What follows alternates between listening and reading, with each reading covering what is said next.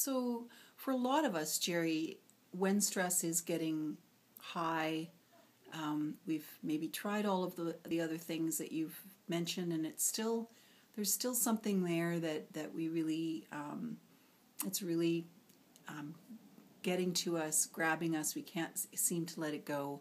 What do you think the importance is in reaching out for help, and how hard is that for some people? Oh, it's extremely hard, and we talked in a previous segment about how socially we're affected when we're under stress, and one of the big ones is we isolate ourselves, we withdraw, and the more we do that, the more we hurt.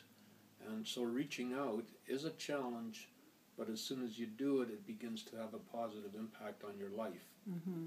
And there's different areas where we reach out. Of course, relationships is huge.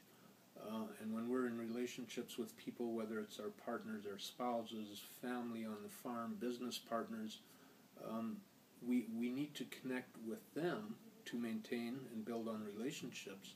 And of course, when we go through stress, we have a difficult time doing that, but it's always important to reach out to those people that are close to you.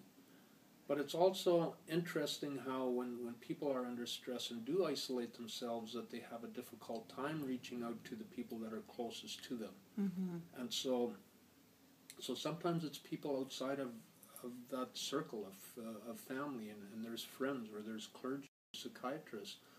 There's all kinds of help out there or supports out there that can really help us in trying to overcome that stress. Mm-hmm. The community mm-hmm. is really important. Communities are built on relationships, built on the people in them. And it's always important, and I recall so many farmers I've dealt with through farm debt work who feel that they're the only ones experiencing the financial stress, and yet a lot of farmers are, a lot of people are, a lot of your neighbors might be. Mm-hmm. So again, that community is a really, really important piece to being part of that community and working on those relationships as well. Mm-hmm. Do you think it's maybe harder for men as a rule to reach out for help? Does there tend to be gender differences that you've seen? There's a huge gender difference. Mm-hmm. And studies show how men are more likely to withdraw, mm-hmm. are more likely to try and get over their stress by working harder, mm-hmm. Whereas women talk.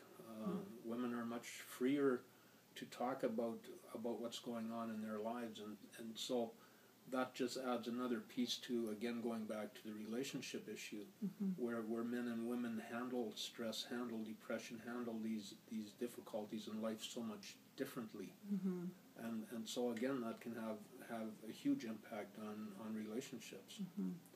The fourth piece of this one is actually helping others, whether that's becoming part of a community group, whether that's a random act of kindness. It's interesting what a positive effect that can have when you actually forget about your own issues for a while and try and help someone else. And mm-hmm. through that, we're actually helping each other.